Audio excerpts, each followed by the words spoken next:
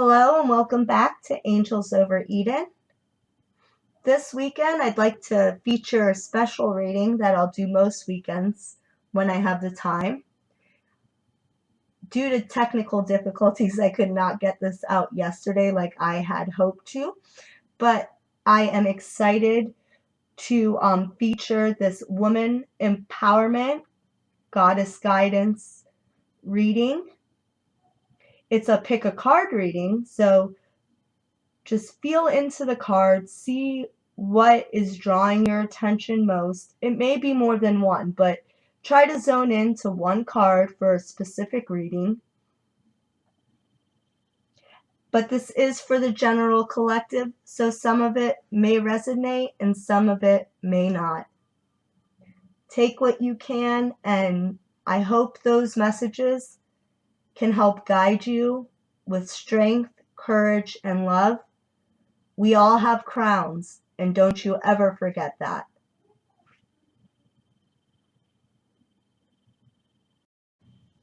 The first card is a pyrite cube.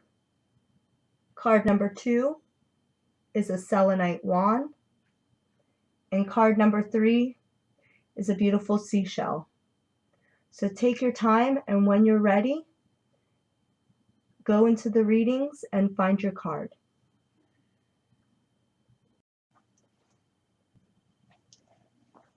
The first card we have is White Terra and the Pyrite Cube.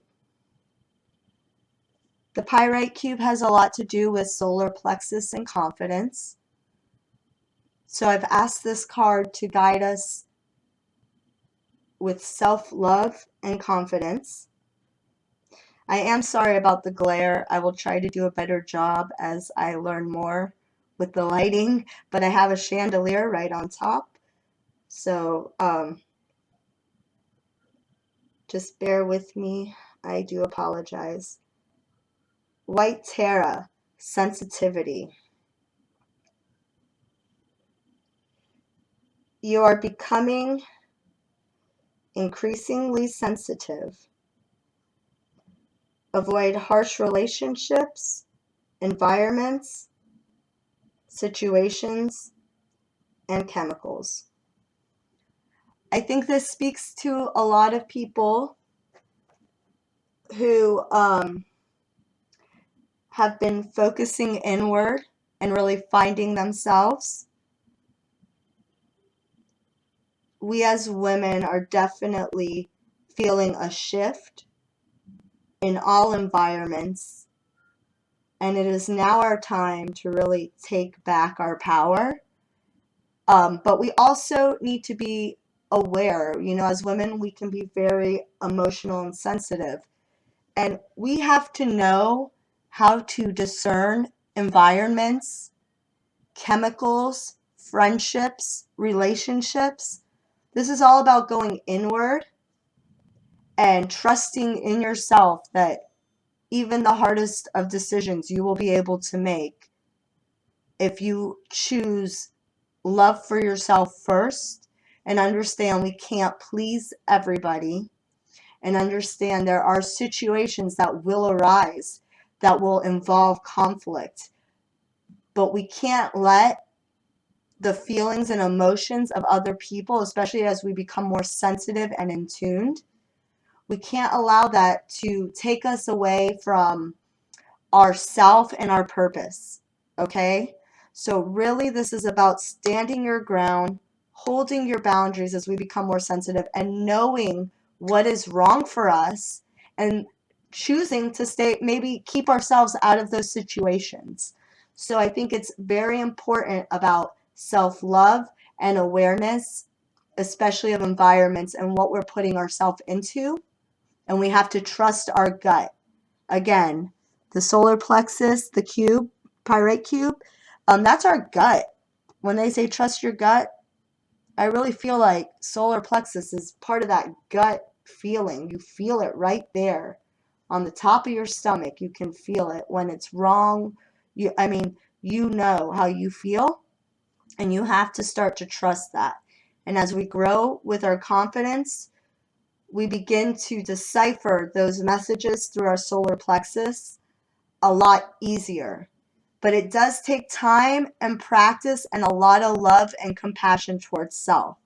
So please remember that while you move along, and understand that even though we are sensitive and full of love and light and we want what's best for everyone, we cannot please everyone.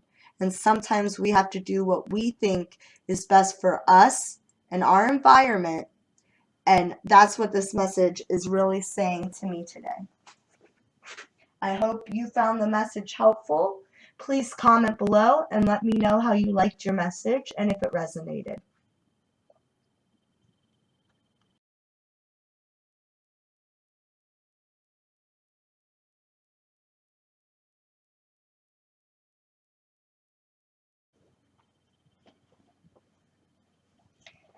This is card number 2 with the selenite wand. The selenite wand is a high frequency tool used for healing. So I asked that this card provide a message for healing. And let's look at the card now. So with card number 2, we have solace, bodies of water. Spend time near water, such as a lake, river, or the ocean, to recharge your batteries. Well, we all know that trips to the beach can be healing. So right away, I feel a connection with this card and with the tool, the selenite wand right here.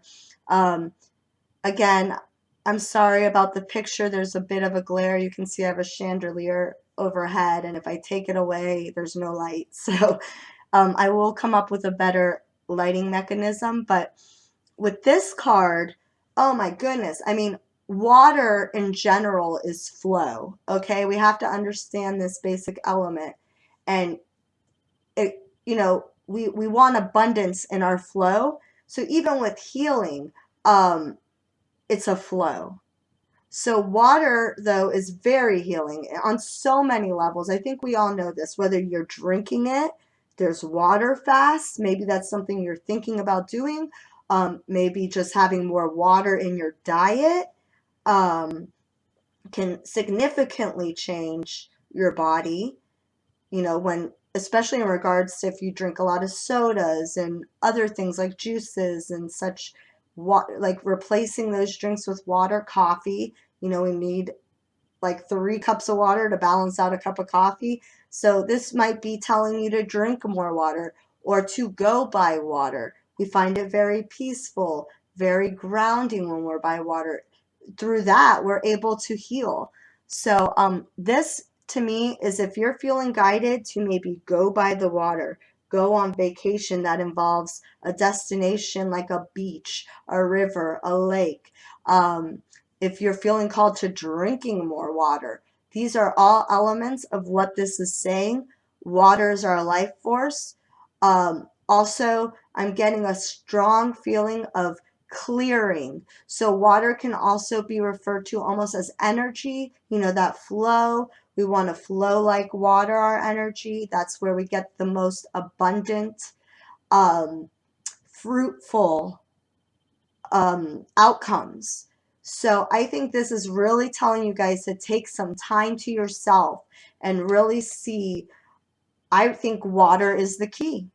So if you have been struggling, look inside and feel out how water can help you. I really feel like water is key, either recognizing that flow on an energy level, either drinking more water or being by the water, and getting ourselves to just take a minute to stop and calm down, right?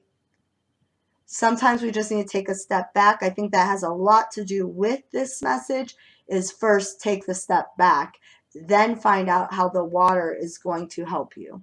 Because I think these are 2 core things happening here. Is just, she is telling you basically to put yourself by water to recharge your batteries. Maybe you're experiencing lethargy and tiredness. And it's very common right now with Mercury retrograde and all the moons going on. We're about to hit a full moon. Um, so, just energetically speaking, on another level, there's so much going on that recharge your batteries might speak highly to a lot of you right now, because there is so much energy and we are finding ourselves tired and slowing down, even to a point of stopping. So again, water is key in your specific healing right now. If you chose this, I feel like you're being drawn to look into quiet time and healing, and even maybe a form of vacation. But take that time, take the time you need, and use water or the example of water to help heal yourself. I hope you enjoyed the reading. Let me know in the comments if this resonates for you. And I hope to see you again soon. Thank you.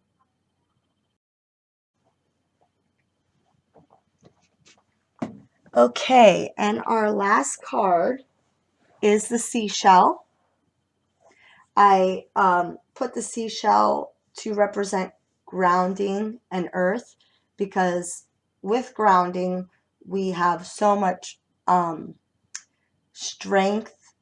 We have so much protection when we ground. So this should be a message to help us with grounding. And the card is Coventina, purification.